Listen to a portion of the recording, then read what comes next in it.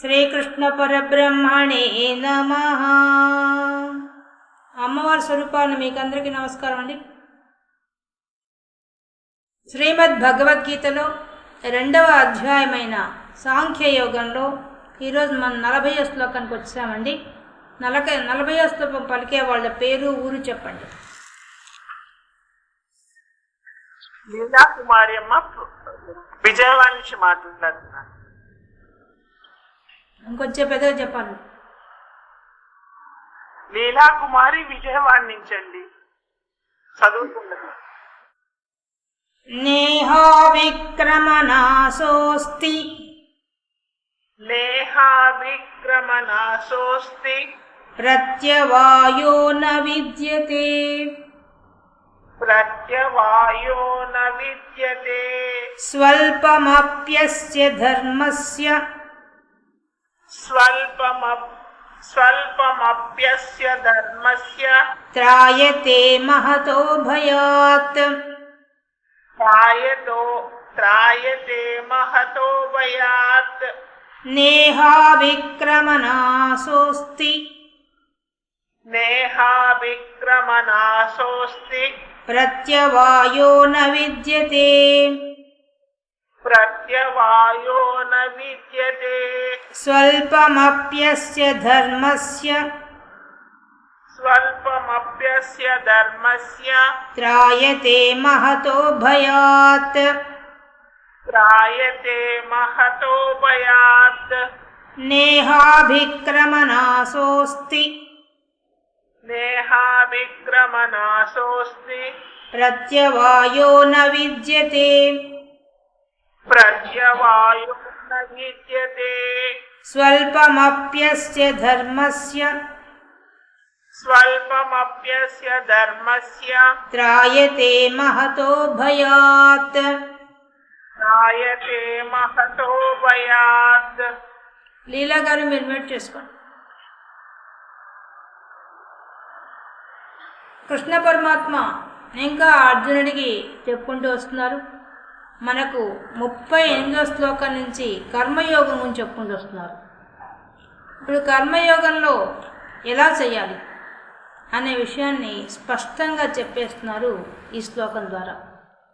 అంటే ఇక్కడి నుంచి ఒక్కొక్క శ్లోకం ద్వారా మనం చేయబట్టుకొని తీసుకెళ్తారు.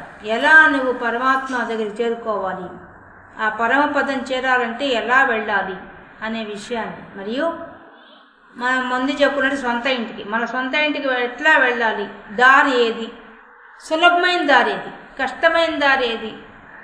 కష్టమైన దారి ముందే చెప్పేశాడు. ఏది? జ్ఞాన మార్గంలో సాంఖ్యంలో ఉండే బ్రహ్మజ్ఞానంతో ఆత్మానాత్మ విచారణ చేసుకుంటూ వెళ్ళిపోవడం అని చెప్పేశారు. సమదృష్టి కలిగి ఉండడం అని చెప్పేశారు. అది సులభమే విచారణ చేసుకుంటే, కానీ అనుకుంటే కష్టం. ఇక రెండోది కర్మ మార్గం. కర్మ మార్గం అంటే మనం చేసే పనుల ద్వారా వెళ్ళొచ్చు, భగవంతుని చేరుకోవచ్చు.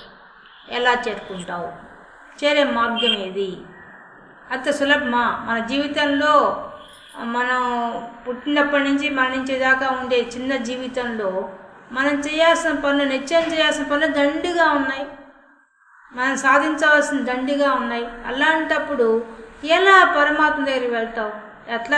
ఎట్లా వెళ్ళాలి? దగ్గర దారి ఏది? ఎలా వెళ్తే నువ్వు వెళ్తావు? ఇప్పుడు ఒక సముద్రం ఉంది. మన సంసారం అనే సముద్రంలో మనం దిగి ఉన్నాం, ఆల్రెడీ దిగేసి ఉన్నాం. అదే దిగిన వాడికి బాగా ఈత వచ్చు అనుకోండి, వాడు గజ ఈతగాడైతే ఇంకా సులభంగా సముద్రాన్నైనా ఈత కొట్టుకుంటూ బయటకు వచ్చేస్తాడు. అలా ఈత కొట్టే మార్గాన్ని మనకు పరమాత్మ చెప్తాడు ఈ శ్లోకాల ద్వారా. అంటే సంసారం అనే సముద్రాన్ని ఏ విధంగా ఈత కొట్టి బయటికి రావచ్చు, ఆయన జీవితాన్నే మనకు చూపించేశాడు కూడా. ఆయన చేయందంటూ ఏం లేదు. ఎంత బాగా ఆయన జీవితాన్ని పుట్టినప్పటి నుంచే మరణంతో పోరాటం స్టార్ట్. అక్కడి నుంచి ఆయన లీలలంతా మనం గమనిస్తే ఆయన మొత్తం జీవితం అంతా కూడా నవ్వుతూనే ఉన్నాడు. అంటే ఈత వచ్చు కాబట్టి సంసారం మన మామూలు తీసుకున్న కుటుంబం తీసుకున్నా కూడా ఆ సంసారాన్ని ఆయన కూడా గడిపాడు. కానీ ఆయన ఎలా గడిపాడు? చిరునవ్వుతోనే గడిపేశాడు. ఎంత కష్టం వచ్చినా ఆయనకు వచ్చిన కష్టాలు ఎవరికి వచ్చాయండి? మొట్టమొదటి ఆయనకి మరణమే మొట్టమొదటి పుట్టినప్పటి నుంచి మరణం వెంటబడింది. ఇదిగాక మళ్ళీ శత్రువుల బాధ, మిత్రులంతా దూరం అయిపోవడం, తన బంధువులే తన కళ్ళ ముందు మరణించడం, లోకంలో లేనివన్నీ ఆయన జరిగాయి. సామాన్యుల కన్నా అధికంగా జరిగాయి అసలు. వాటి అన్నింటినీ తట్టుకుంటూ ఆయన నవ్వుతూనే ఉన్నారు. ఆయన చేసి చూపించేశాడు. అలా చేయడాన్ని ఏమంటారంటే నిష్కామ కర్మ అంటారు. మనకి చెప్తోంది నిష్కామ కర్మ గురించి ఈ శ్లోకం చెప్పుకుంటూ పోతున్నారు. ఇది మన నిష్కామ కర్మ అంటే ఏందో ఎలా ఉంటుంది అనేది మనకు 38వ శ్లోకం చెప్పేశాడు. ఏం చెప్పాడు? సుఖాన్ని, దుఃఖాన్ని, లాభాన్ని, నష్టాన్ని, జయాన్ని, గెలుపును, ఓటమిని సమానంగా మనసులో తీసుకోవడమే నిష్కామ కర్మ అని ముందు చెప్పేశారు. దాన్ని ఇంకా ఎలాగా చెయ్యాలి, ప్రాక్టీస్ ఎలా చేయాలి లైఫ్లో, కొంచెం కష్టం కానీ అదే ఈజీ కూడా. ఎందువల్ల మనం సంసారంలో ఉన్నాం. మనం పెద్ద పెద్దవి చేయడం చాలా కష్టం, కానీ ఈ నిష్కామ కర్మ చేయడం సులభం. అది మనకు తెలిసి మన ఋషులంతా ఏం చేశారు, మన పూజా విధానం దగ్గర నుంచి నిష్కామ కర్మగా చేసే రకంగా పెట్టేశారు, మంత్రాల ద్వారా పెట్టేశారు. మనకు అది తెలియడం లేదు, కానీ నిత్య జీవితంలో మనం చేసే పూజ దగ్గర నుంచి అన్నీ కూడా నిష్కామ కర్మతోనే పెట్టేశారు. మనం అది గమనించాం కాబట్టి మనకు తెలియడం లేదు. నిజానికి మంత్రాల వెనుక ఉండే రహస్యం అంతా అదే. చెప్తున్న ప్రతి మంత్రం వెనుక ఉండే రహస్యం ఏంటంటే నిష్కామ కర్మ గురించి చెప్తుంది. మనం తెలియక మనం వాడమని చెప్పేసి వాళ్ళే పదాలు సెలెక్ట్ చేసి చెప్పేశారు. అంటే మనం అడక్కపోయినా ఆ మంత్రానికి ఆ శక్తి ఉంది. ఆ శక్తి గల మంత్రాలన్నీ మనకు పెట్టేశారన్నమాట వాళ్ళు. అది వాళ్ళు తెలియటట్టు. కాబట్టి ఇక్కడ ఏం చెప్తారు, ముందు శ్లోకం చూసి తర్వాత లోపలికి వెళ్ళాలి. నా ఇహ ఇప్పుడు ఈ కర్మయోగంలో అభిక్రమణాసో అస్తి, నాశః అస్తి. అభిక్రమ అంటే మొదలు పెట్టడం, ప్రారంభించడం. పనులు చేసేటప్పుడు ప్రారంభ దోషం ఒకటి వస్తుంది. ఏ పనైనా సరే సకామంగా చేస్తే, సకామం అంటే కోరికతో చేస్తే, ఆ పనులకు కొన్ని దోషాలు వస్తుంటాయి. అంటే సాధించేటప్పుడు చాలా ఆటంకాలు వస్తుంటాయి. కానీ నిష్కామం చేసేదానికి ఈ దోషం రాదు. అందుకని చెప్తున్నాడు అభిక్రమనాశః అస్తి. అస్తి నా అస్తి లేదు. ఎవడైనా నిష్కామంగా చేసేవాడికి ఈ ప్రారంభంలో వచ్చే దోషాలేవీ రావు. 2 ప్రత్యవాయో న విద్యతే. ఇంకో రెండోది రాదు, వ్యతిరేకమైంది. ప్రత్యయం అంటే విరుద్ధమైంది, వ్యతిరేకమైన ఫలితం కూడా రాదు. 2 చెప్పేస్తున్నాడు. మామూలుగా మనం చేసే ప్రతి కర్మకు 2 ఉంటాయి. ఒకటి ప్రారంభంలోనే అడ్డంకులు రావడం, రెండోది వ్యతిరేకమైన అడ్డంకులు రావడం. కానీ నిష్కామంగా చేసేదానికి ఆ ప్రాబ్లమ్స్ రావు. ఎంత ఈజీగా చెప్తున్నాడు చూడండి. భగవంతుడు మనకు అరటిపండు ఒలిచిపెట్టినట్టుగా చెప్తున్నాడు. నిజంగా ఈయన చెప్పిన మార్గంలో కానీ మనం వెళ్తూ ఉంటే మన జీవితం ప్రశాంతంగా జరిగిపోతుంది. బతికినంతకాలం ప్రశాంతంగా జీవిస్తాం, మరణించిన తర్వాత జన్మ లేకుండా పోతుంది. ఇదే మన ఋషులంతా సాధన చేసి సాధించేశారు, చేసి చూపించేశారు. వాళ్ళంతా కృష్ణ పరమాత్మే తన జీవితంలో చేసి చూపించేశాడు. మనం అది చేయడం కష్టం అనుకుంటాం, కానీ మనం మానసికంగా సిద్ధమైతే మనకు పెద్ద కష్టం కాదు. రోజు రోజుకి ఒక్కొక్క మెట్టు ఎక్కచ్చు, అలా చేసుకుంటూ రావచ్చు. అదేందో పని చూద్దాం. స్వల్పమపి అస్య ధర్మస్య నీ ధర్మం, నువ్వు చేసే కర్మ, నువ్వు చేసే ఏ పని అయితే ఉందో ఆ పని అస్య ధర్మస్య ధర్మ ప్రకారంగా చేసినట్టయితే, నీ స్వధర్మాన్ని నువ్వు చేసినట్టయితే, నువ్వు నీ జీవితంలో నీకేమేమి బాధ్యతలు ఇవ్వబడ్డాయో అవన్నీ సక్రమంగా కానీ నువ్వు చేసుకుంటూ పోయినట్టయితే అది స్వల్పం, అతి స్వల్పం, చాలా స్వల్పమపి. దాన్ని ఎలా చేయాలి? నిష్కామంగా చేయాలి. అది అసలు అర్థం. ఎలా చేయాలి ఆ పని? నువ్వు చేసే పని ఏ కోరిక లేకుండా చేయాలి. అది ఎలా చేస్తామండి? ఇప్పుడు మేము ఇల్లు కట్టాలనుకుంటాం, ఇల్లు కట్టాలని కోరికతోనే కదా కడతాం అని అంటాం. కానీ నిజానికి మన పెద్దానికి ఆలోచిస్తే పక్కనే ఒక నెగటివ్ ఒకటి ఉంటుంది. ఏంటది? నువ్వు ఏ పని ప్రారంభిస్తున్నా కూడా నువ్వు రేపటికి ఉంటావో లేదో నీకు తెలియదు, ఇంకో గంటకు గాలి పీలుస్తావు లేదో మనకే తెలియదు. అలాంటప్పుడు హోప్స్ దేనికి? అది అని చెప్పేది. నీవు నిష్కామంగా చేసే పని దాని మీద ఈ కోరికతో కాకుండా ఎట్లా ఇది ఈశ్వరుడు ఇచ్చాడు నాకు అనే భావంతో చేయమని చెప్తున్నాను. స్వల్పం, అది చాలా కొద్దిగా చేసినా కూడా, నువ్వు ఎంత కొద్దిగా చేసినా సరే, ఆయన చెప్పినట్టుగా నిష్కామంగా ఒక కొద్దిగా చేసినా కూడా అదేం చేస్తుంది? త్రాయతే, నేను రక్షించేస్తుంది. దేని నుంచి? మహతో భయాత్, భయంకరమైన భయాన్ని నుంచి కూడా నేను రక్షించేస్తుంది అని పైకి చెప్తున్నాడు. పైకి మనం చూసే శ్లోకం మొత్తం 3 పాయింట్స్ ఉన్నాయి. ఫస్ట్ పాయింట్ ఏంది? ప్రారంభ దోషం ఉండదు నిష్కామంగా చేస్తే. మళ్ళీ వ్యతిరేక దోషం ఉండదు. మూడోది స్వల్పం, కొద్దిగా చేసిన ఫలితం ఉంటుంది. ఇన్ని బెనిఫిట్స్ ఉన్నాయ్యా నిష్కామంగా చేస్తే అని చెప్పేస్తున్నాడు. అంతేకాకుండా భయంకరమైన భయం నుంచి బయటపడతావు. మరి ఆ భయంకర భయం ఏంది? అసలు ప్రారంభ దోషం ఏంది?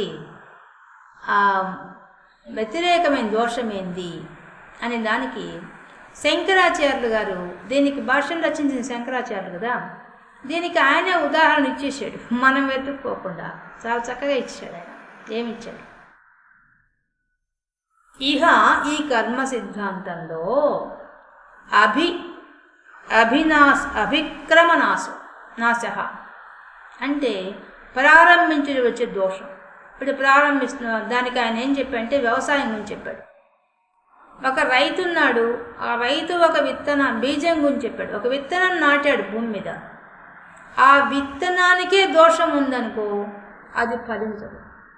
ఒకవేళ ఆ విత్తనం వేసినా ఆయన సరిగ్గా మంచి నేలలో వేయకపోయినా ఆ విత్తనం పంట పండదు. ఒకవేళ గాలి సరిగ్గా లేకపోయినా, నీరు సరిగ్గా లేకపోయినా, భూమి సరిగ్గా లేకపోయినా, వేడి తగలకపోయినా ఆ విత్తనం ఫలించదు. అది ఏమాత్రం ప్రారంభంలోనే దోషం ఇచ్చేస్తుంది. ఇంకా రెండోది ప్రత్యయవాయో, దానికి ఇంకో ఉదాహరణ ఇచ్చాడు ఆయన. ఒక వైద్యుడి గురించి ఇచ్చేశాడు. ఏమిచ్చాడు? వ్యతిరేకమైన దోషం. వ్యతిరేకమైన దోషం అంటే ఇప్పుడు ఒక వైద్యుడు ఉన్నాడు, ఒక పేషెంట్ ఆయన దగ్గరికి వెళ్ళాడు. ఆ పేషెంట్కి డాక్టరు ఇట్లా మందులు వేసుకోవాలి, ఇలా చేసుకోవాలని చెప్పాడు. ఆయన ఒకవేళ డాక్టర్ చెప్పింది పాటించకపోయినా, ఒకవేళ డాక్టర్ ఇచ్చిన దానికే సైడ్ ఎఫెక్ట్ ఉన్నా, లేదా ఆయన చెప్పిన రూల్స్ అంటే ఇది ఇప్పుడే వేసుకోవాలి, మధ్యాహ్నం వేసుకోవాలి, ఉదయం వేసుకోవాలి, రాత్రి వేసుకోవాలి చెప్తారు కదా వాళ్ళు, అది పాటించకపోయినా, ఇంకా ఏం చెప్తారు డాక్టర్స్? పచ్చని చెప్తారు. ఈ పదార్థం తినకూడదయ్యా, ఈ మందుకి, ఈ రోగానికి ఈ మందు వాడినంతకాలం అని వాళ్ళు చెప్తారు. దాని గురించి వినకపోయినా ఏమవుతుంది? వ్యతిరేకమైన ఫలితం ఇచ్చేస్తుంది. అంతే కదా, ఆపోజిట్గా ఇస్తుంది. మామూలుగా డైరెక్ట్గా వెళ్ళి రోగం ఒక మాత్ర వేసుకుని తగ్గిపోయే రోగము అది వ్యతిరేకమైన అర్థం ఇస్తుంది, వ్యతిరేకమైన ఫలం ఇస్తుంది కదా. ఇవన్నీ మామూలుగా నిత్య జీవితంలో ఉండే అన్ని కర్మలకు ఉంటుంది. ఆయన ఊరికే ఉదాహరణ 2 చెప్పాడు ఆదిశంకరాచార్యులు, ఎందుకంటే మనకు అర్థం కావడం కోసం. ఒక విత్తనం తీసుకొని దాని గురించి చెప్పేశాడు. దీనికే ప్రారంభ దోషం ఉండొచ్చు అని దానికి ఉదాహరణ చెప్పేశాడు. వ్యతిరేకమైన దోషం అంటే ఒక డాక్టర్ని తీసుకొని ఎగ్జాంపుల్గా చెప్పేశాడు. ఈ 2 ఉంటాయ్యా అంటే మనం చేసే ప్రతి పనికి 2 ఉంటాయి. ప్రారంభ దోషం ఉంటుంది, దీన్నే మళ్ళీ ఉపాసనకు మార్చేయండి. ఎవడైతే ప్రారంభంలో ఎవరో ఒక పూజ చేస్తున్నాడు రోజు, ఆ పూజలోనే దోషం ఉంటుంది. ఏదంటే వాడు సకామంతో చేసినప్పుడు ఏమొస్తుంది? అందుకని మన వాళ్ళు ఏం చేశారు? పరమేశ్వర ప్రీత్యర్థం పూజాం కరిష్యే అని మంత్రం పెట్టేశారు మనకు తెలివిగా. సంకల్పంలో మొట్టమొదటి మనం చెప్పే మంత్రం అదే. ఎందుకు చెప్పారు వాళ్ళు? మనం పొరపాటున ఆ కోరికతో ఈ కోరికతో పూజలు చేస్తామేమో, అలా చేసినప్పుడు ఫలించవు. దాంట్లో దోషం ఉంటే ఫలించవు. నువ్వు ఉపాసన చేస్తున్నావు, పూజ చేస్తున్నావు, మధ్యలో నీ ఆలోచన ఎక్కడికో పోయినా అనుకో ఆ పూజ ఫలించదు. నువ్వు అంత గంటల కొద్దీ చేసినా ప్రయోజనం ఉండదు. అలాగే నువ్వు గంటసేపు లలితా సహస్రనామ పారాయణ చేసావు, మధ్యలో ఏదో ఆలోచనలు వచ్చాయి, నీకు అదేం ఫలితం ఇవ్వదు. అదే నువ్వు కూర్చున్నప్పుడే లలితా ప్రీత్యర్థం నేను చదువుతున్నాను కూర్చో, దాంట్లో దోషం రాదు.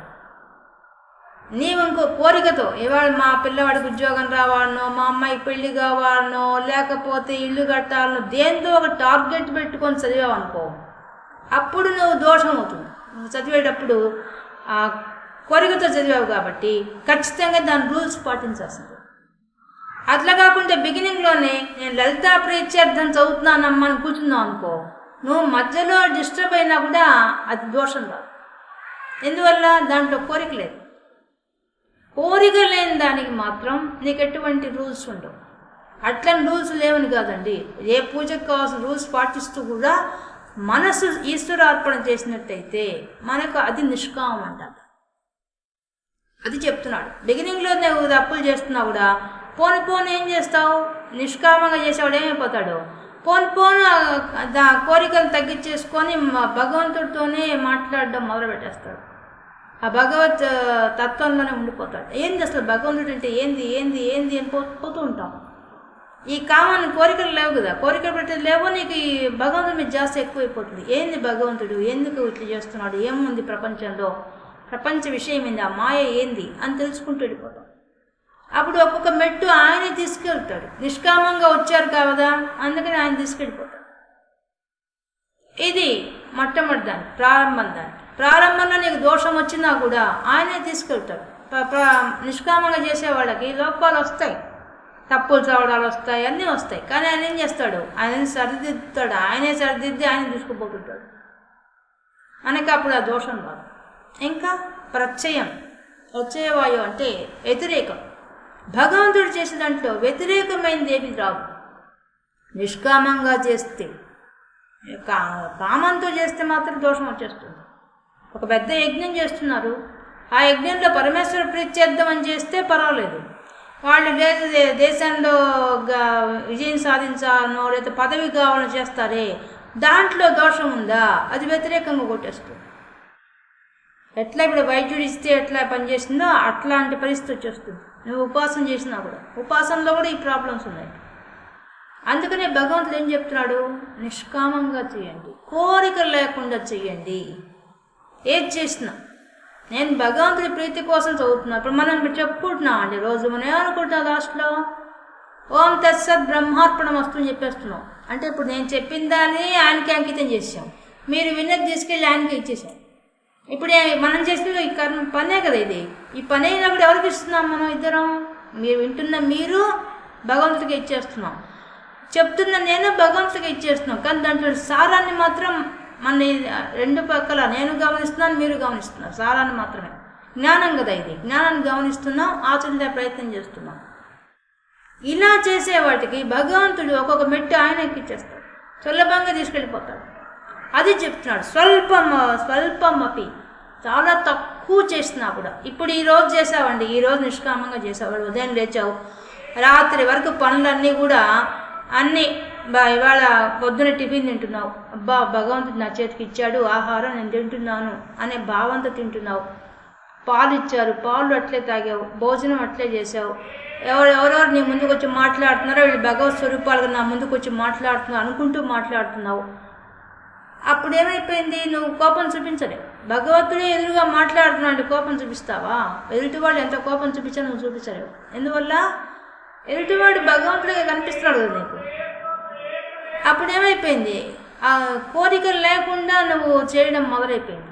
పిల్లకాయలతో మాట్లాడుతున్నావు, వాళ్ళు భగవంతుడు అంటే కొట్టలేవు, తిట్టలేవు, మంచిగా చెప్పాలనిపిస్తుంది. వాళ్ళు ఎంత అల్లరి చేసినా కూడా ఇట్లా చేయకూడదు నాన్న అని బతిలాడనిపిస్తుంది. నాకు నచ్చలేదు నాన్న నువ్వు చేసేది అని మనం సింపుల్గా చెప్తాం. అదే మనకు భగవంతుడి భావం లేదనుకోండి, ఎన్నిసార్లు చెప్పాలి నీకో అని గట్టిగా అరిచేస్తాం. అది తేడా. ఒకటే విషయమే చెప్పింది అక్కడ, కానీ చెప్పే విధానం మారిపోతుంది. ఎందువల్ల నిష్కామంగా చేస్తున్నాం కాబట్టి. కోరిక లేదు అక్కడ. కోరిక ఎప్పుడైతే లేదో నీకు తెలియకుండానే శాంత స్వభావం వచ్చేస్తుంది. ఎప్పుడైతే శాంత స్వభావం వస్తోంది, ఇవాళ చేసామండి, ఇవాళ నిష్కామంగా చేసాం, మళ్ళీ మనకు 10 రోజులు గ్యాప్ వచ్చేసింది. ఎందుకంటే మధ్యలో ఏదో డిస్టర్బ్ అయిపోయామో, లేదా హెల్త్ బాగాలేదు, ఏదో ఒకటి అయింది, మనం 10 రోజులు మనం ఏం చేయలే, భగవంతుడి గురించి ఆలోచించలేదు. కానీ ఈ ఒక్కరోజు చేసిన ఫలితం మాత్రం భగవంతుడి ఖాతాలో వెళ్ళిపోతుంది. భగవంతుడు గుర్తుపెట్టుకుంటాడు, నువ్వు మర్చిపోవచ్చు, ఆయన మర్చి. అందుకే స్వల్పం అపి, నువ్వు చాలా కొద్దిగా చేసినా, ఒక్కరోజు చేసినా కూడా దాన్ని వెంటనే తీసేసుకుంటాడు భగవంతుడు. దీనికి ఫలితం ఇవ్వాలి వీళ్ళకి అని చూసుకుంటాడు భగవంతుడు. ఇప్పుడు మనం అంతా ఏం చేస్తాం, మన ఇంట్లో పిల్లకాయలు పాస్ కావాలనో, లేకపోతే వాళ్ళకు ఆరోగ్యం బాగుండాలనో, ఉద్యోగం రావాలనో, పెళ్లి కావాలనో, వాళ్ళ బదులు మనం చదువుతుంటాం, మనం అన్నీ చదువుతుంటాం. చదవడం వల్ల ఏంది ప్రయోజనం? నువ్వు ఇంకా కర్మబంధంలో ఇరుక్కుపోతావు. నీకేం ఇస్తాడు, దాని ఫలితం భగవంతుడు ఇస్తాడు, కానీ నువ్వే ఇరుక్కుపోతావు దానివల్ల. నీకే నష్టం, జన్మలు పెరిగిపోతుంటాయి. జన్మలు తగ్గాలంటే కోరికలు లేకుండా చేసుకోవాలి, అది సులభమైన మార్గం. అది ఇప్పుడు చెప్తాను. మనం అందరూ ఏం చేస్తాం, ఇల్లంతా హాయిగా ఉండాలో, అందరూ గొప్పవాళ్ళు కావాలని మనం పారాయణ మొదలు పెట్టేసి చేస్తుంటాం. అంటే కోరికతో చేస్తుంటాం. ఆ కోరికను పక్కకు తీసి లలితా ప్రీత్యర్థం నేను చదువుతున్నాను లలితా సహస్రనామం, లేదా దక్షిణామూర్తి స్తోత్రం, దక్షిణామూర్తి యొక్క ప్రీతి కోసం నేను చదువుతున్నాను అనుకో. అప్పుడు ఆ దోషాలు, ఈ 2 దోషాలు రావు. ప్రారంభించిన వచ్చే దోషము రాదు, వ్యతిరేక దోషాలు 2 రావు. నీ మామూలు పనులలో ఈ 2 దోషాలు ఎప్పుడూ ఉంటాయి. అదే కోరికలు లేకుండా చేసేవాడికి ఏ ప్రాబ్లం ఉండదు. ఒక బీదవాడు ఉన్నాడు, రైతు. అతడు పూర్తిగా భగవంతుడి భక్తిలో ఉన్నవాడు.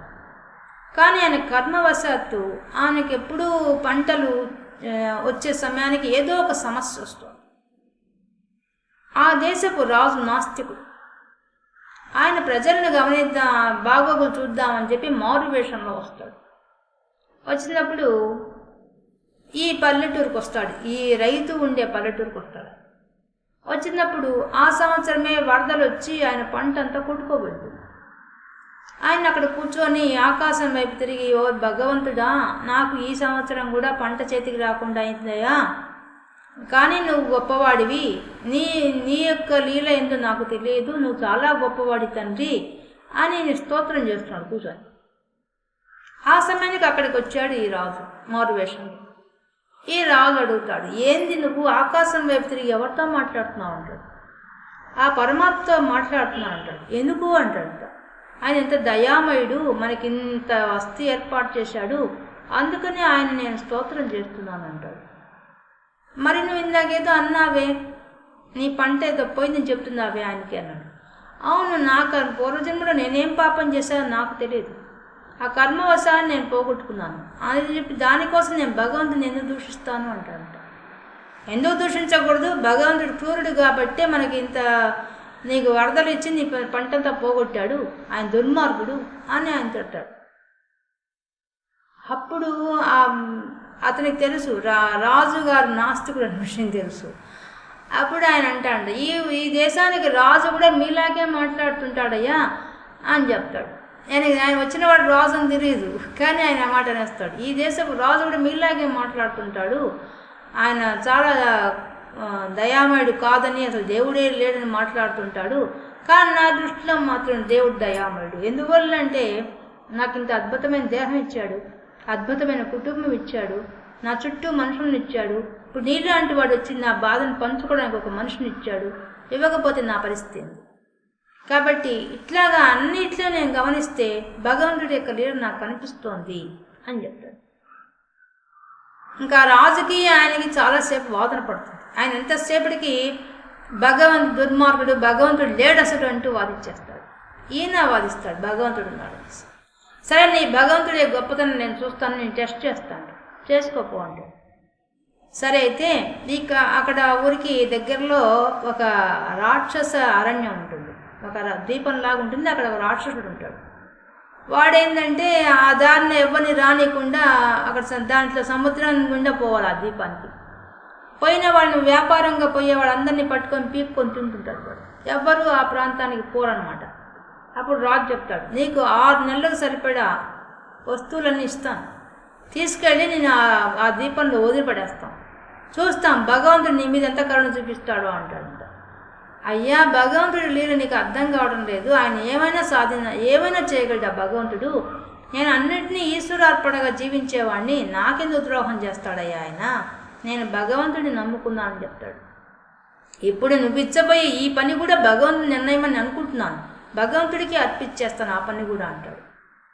ఇంకా ఆయన వాదిని విసుగు పుట్టిపోతున్నారు. రాజుకి విసుగు పుట్టి నీకు ఇదే శిక్ష కరెక్ట్ అని చెప్పేసి వెంటనే భటుల్ని పిలిపి నేను రాజుని అప్పుడు చెప్తాడు, నేనే రాజునని చెప్పి వెంటనే భటుల్ని పిలిపించేసి 6 నెలలు సరిపోయిన సామాన్ అంతా పెట్టించి వాళ్ళ కుటుంబానికి సంబంధించినవన్నీ ఆయన చూసుకొని ఇంకా పో నువ్వు ఇక్కడి నుంచి అని చెప్పేసి ఆ పడవ ఎక్కించి అక్కడికి పంపించేస్తాడు.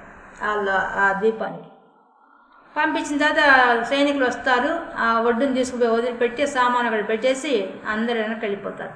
ఎవరు ఆ దారిని పోవడానికి కూడా భయపడతారు, ఏ పడవలు కూడా అటు పోవన్నమాట, అంత భయంకరమైనది. ఈయన అక్కడికి పోతాడు. భగవంతుడా ఇదేంది 6 నెలలు సరిపోయి తిండి ఇచ్చావు, అన్నీ ఇచ్చావు, సముద్రం చుట్టూ ఇచ్చావు, పెద్ద ద్వీపాన్ని ఇచ్చావు, ఇక్కడ ఎవరు మనుషులు అంటూ ఎవరు లేరు, రాక్షసుడు మాత్రమే ఉన్నాడు. ఆహాహా ఏమి ఇచ్చావయ్యా నాకు, నీ యొక్క ఆలోచన ఏందో నాకు తెలియదు, కానీ ఇది నీకే అర్పిస్తున్నాను, ఈ కర్మను కూడా నీకే అర్పిస్తున్నాను అని చెప్పి సంతోషంగా లోపలికి పోతాడు. పోయేసి అన్నీ పెట్టుకొని కథ నాతో మాట్లాడేవాళ్ళు ఎవరు లేరు, కానీ నువ్వు ఉన్నావు కదా నీతోనే మాట్లాడతా అని చెప్పి ఆయన బయలుదేరిన దగ్గర నుంచి జరిగింది ఆ రాజుతో ఆయన మాట్లాడుకుని అంతా దేవుడికి చెప్పడం మొదలు పెడతాడు, ప్రకృతితో చెప్పడం మొదలు పెడతాడు. ఓ చెట్టు ఏం జరిగిందో తెలుసా, ఈ విచిత్రం జరిగింది అని ఆ చెట్టుతో మాట్లాడడం మొదలు పెడతాడు.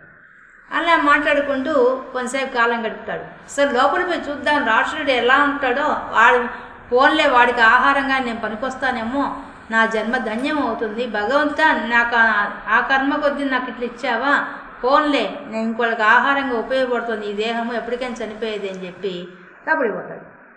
చాలా దూరం నడిస్తే ఎక్కడ రాక్షసుడి జాడ కనపడదు. ఇంకా చాలా దూరం పోయేసరికి పెద్ద కళేబరం పడిపోయి ఉంటుంది. అంటే ఆ రాక్షసుడు చచ్చిపోయాడు.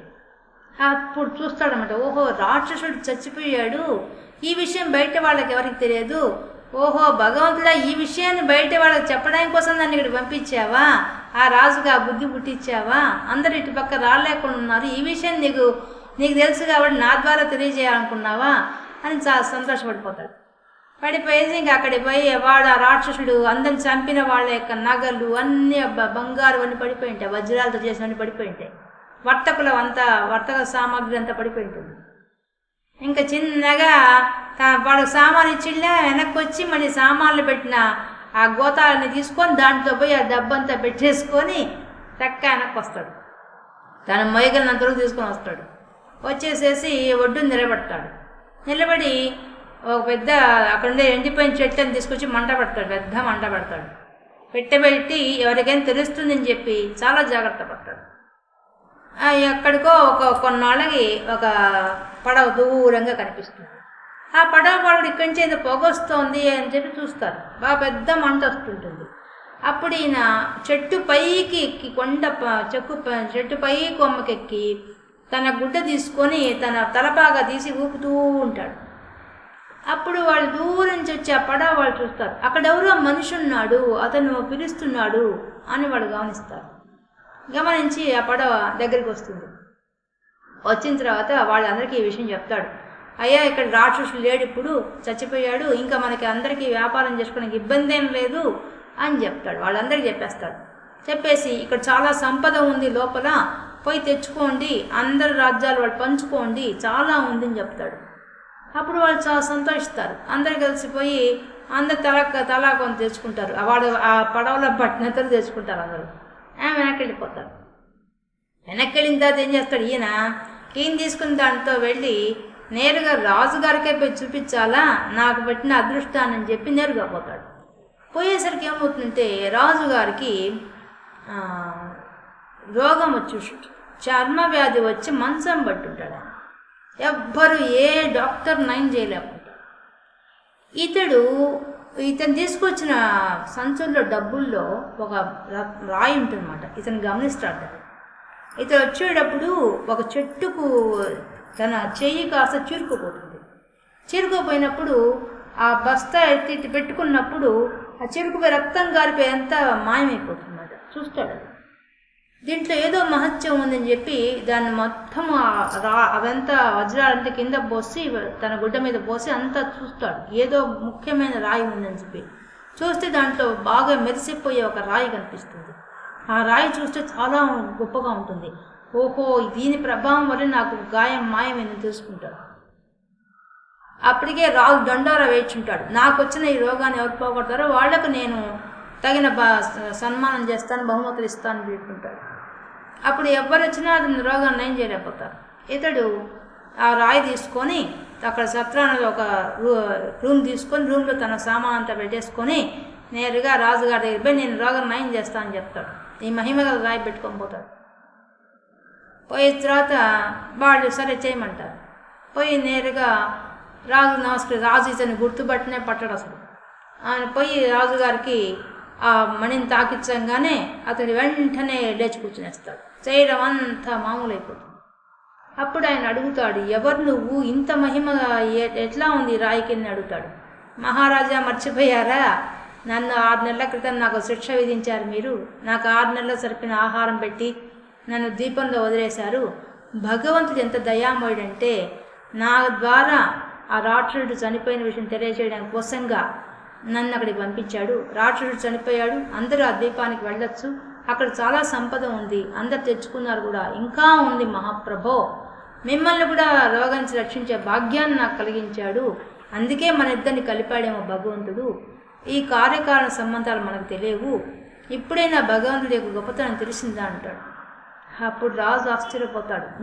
నువ్వు కుటుంబంలో ఉన్నావు, నేను కుటుంబంలో ఉన్నాను, కానీ నీవు నిష్కామంగా భగవంతుడికి అర్పిస్తూ ప్రతి నిమిషం గడిపావు, కాబట్టి నీకు ఇంత గొప్ప అవకాశం వచ్చింది, ఇంత గొప్పవాడికి అయిపోయినావు. నేను నా శరీరాన్ని కూడా కోల్పోయి మళ్ళీ నీ ద్వారానే భిక్ష పెట్టబడింది, కాబట్టి నీదే ఉత్తమమైన జన్మ సార్థకం చేసుకుంటున్నావు నువ్వని ఆయన మెచ్చుకుంటాడు అన్నమాట.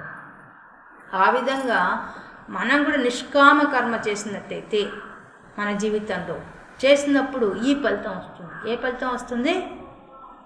మనకి ప్రారంభించడంలో వచ్చే దోషము రాదు, వ్యతిరేక దోషము రాదు, మరియు కొద్దిగా చేసినా కూడా నిష్కామంగా అది మనకు ఫలితం ఇస్తుంది.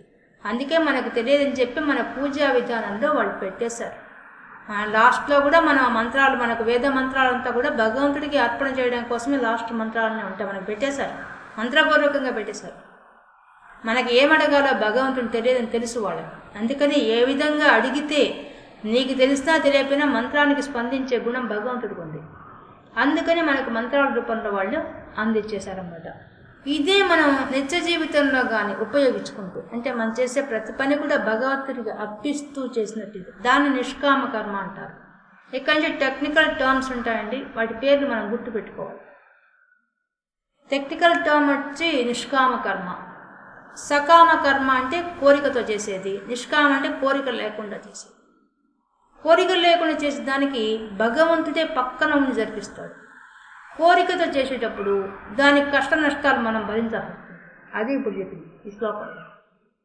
దాని కష్టాన్ని నష్టాన్ని నువ్వు భరించాలి. అదే కోరికలు లేకుండా నువ్వు మొదలు పెడితే దానికి ఫలితం ఎట్లా ఉంటుంది? స్వల్పమపి, నువ్వు కొద్దిగా చేసినా సరే నీకు అతి భయంకరమైన ఒక దాన్ని రక్షిస్తాడట. ఏందా భయంకరమైంది? త్రాయతే మహతో భయాత్. అన్నింటికన్నా భయంకరమైనది ఏంటంటే సంసారం. అంటే పుట్టడం చావడం, పుట్టడం చావడం. ఈ పుట్టడం చావడం అనేది దేంట్లో నుంచి వస్తుంది? మనకి కర్మల వల్లే వస్తుంది. నువ్వు ఒక పని చేసావంటే దానికి తగిన వెంటనే దాని రిజల్ట్ మనకు ఇంకో జన్మకు రెడీ అయిపోతుంది. అదే నువ్వు ఈశ్వరు అర్పణతో చేసావనుకో పని, అప్పుడు నీకు అది అంటుకోదు. నువ్వు ప్రపంచంలో మనలాగే రమణ మహర్షి ఉన్నాడు, మనం ఉన్నాం. రమణ మహర్షి ఆయన మనకన్నా ఎక్కువ పని చేశాడు, అంతమందికి బోధించాడు, అంతమందికి భోజనాలు ఏర్పాటు చేశాడు, ఆ భక్తుల ద్వారా చేశాడు. కానీ దాన్ని భగవంతుడికి ఎప్పటికప్పుడు అర్పించేస్తున్నాడు. నాకు సంబంధం లేదు దీంతో, నువ్వే ఇస్తున్నావు, నీకే ఇచ్చేస్తున్నాను అని చెప్పి ఇచ్చేశాడు. ఆ నిష్కామంగా ఉండడం, అలా ఉండే స్థితికి ఎదిగితే, సమస్థితికి ఎదిగితే అప్పుడు మనకు జీవితం ఉన్నంత వరకు ఆనందిస్తాం. మరణించినా కూడా అసలైన భయంకరమైంది మళ్ళీ పుట్టడం చావడం అనే ఈ సర్కిల్ ఈ యొక్క దీంట్లో తిరగకుండా, ఈ రౌండ్లో తిరగకుండా మనం బయటకు వచ్చేస్తాం. అంటే మోక్షం ఇచ్చేస్తాడు. అది చెప్తున్నాడు. త్రాయతే రక్షిస్తాట. దేంతో? మహతో భయాత్, భయంకరమైనటువంటి ఆ యొక్క పుట్టడం చావడం అనే చక్రంలో నుంచి నిన్ను బయటికి లాగే ఏకైక మార్గం ఏందయ్యా అంటే, నువ్వు కర్మలు చేస్తున్నా కూడా దాన్ని నాకు అర్పించేసేయి. అట్లని చెడ్డ పనులు చేసి అప్పగిస్తామంటే ఒప్పుకోడు. మంచి కార్యం చేసినా నువ్వు నీ స్వధర్మాన్ని నువ్వు నిర్వర్తిస్తున్నా అది కూడా భగవంతుడికి అర్పిస్తేనే అప్పుడు నీకు ఫలితం ఇస్తుంది. కానీ ఏ ఫలితానికి ఎప్పుడు ఏది ఇవ్వాలో ఆయనకు బాగా తెలుసు, మనకు తెలియకపోవచ్చు. కానీ మనకు సులభమైన మార్గం చెప్పేస్తున్నాడు. సులభమైన మార్గం ఏంది? నిష్కామంగా చెయ్యి. మనసులో ఎటువంటి ఆశలు పెట్టుకోకుండా చేసుకుంటూ వెళ్ళిపోయావు అనుకో, నువ్వు ప్రశాంతంగా కాలం గడిపేస్తావు. అదే ఒక టార్గెట్లు పెట్టుకోవాలి. టార్గెట్ గురించి మళ్ళీ అదే చింతన చేస్తూ దాంతో పాటి భగవంతుడిని ఎక్కువ పట్టించుకోవాలి.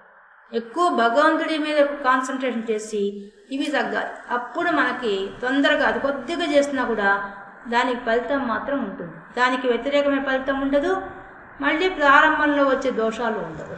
ఈ రెండు దోషాలు దానికి ఉండవు. దేనికి ఉండవు? నిష్కామంగా చేసే పని, భగవంతుడికి అర్పించే పని. అలా అనుకున్న పనికి మాత్రం ఎటువంటి దోషాలు ఉండవు అని మనకు చూడండి ఎంత ప్రశాంతంగా కాలం గడపచ్చు అనే దాన్ని ఇంత బాగా చెప్పేస్తున్నాడు. ఇప్పుడు ఈ భగవద్గీత చిన్నపిల్లకాయల దగ్గర నుంచి వింటే ఏమవుతుంది?